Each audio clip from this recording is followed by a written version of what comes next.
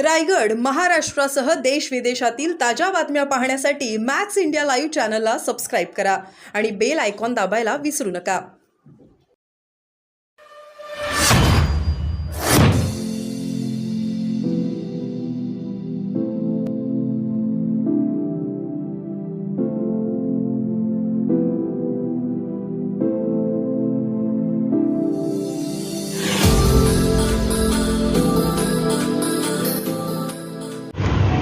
काही गोष्टी असतात त्या मनामध्ये असतात खाली आणि त्यामुळे अतिशय वेगाने तो विचार करून मी तो निर्णय जाहीर केला होता.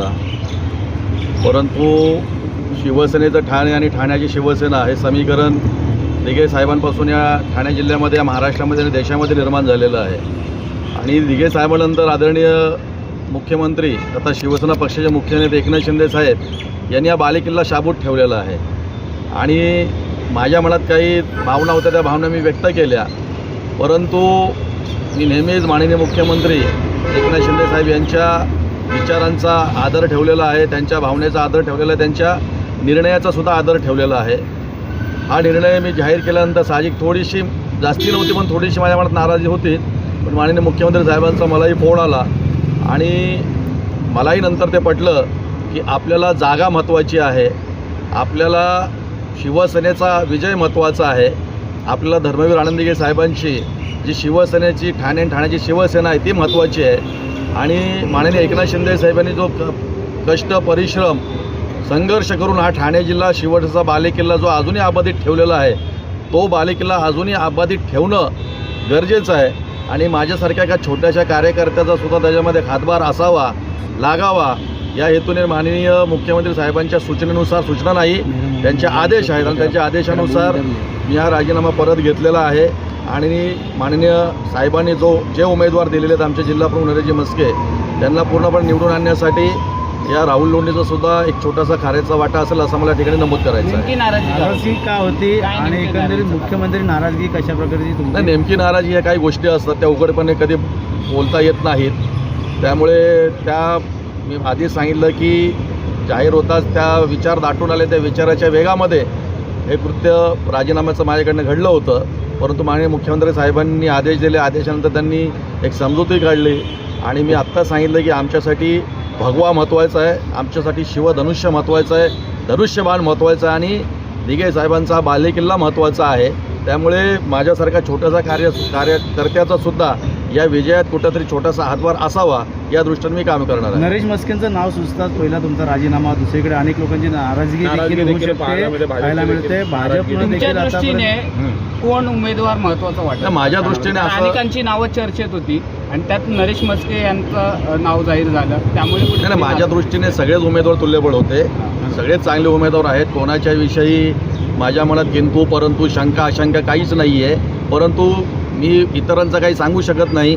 माझी नाराजी होती ती मी स्पष्ट केली होती आणि माझी नाराजी स्पष्ट झाल्यानंतर ती नाराजी पण आता मी मागे घेतलेली आहे, दूर झालेली आहे. आणि माननीय नरेश मस्के जे आमचे उमेदवार आहेत त्यांना जास्तीत जास्त मताने निवडून येण्यासाठी आम्ही सगळे झाडून रस्त्यावर कामाला उतरणार आहोत. मात्र अशा वेळेस जर तुमची नेमकी नाराजी आणि कोणाकडे बोट होतं तुमचं नक्की?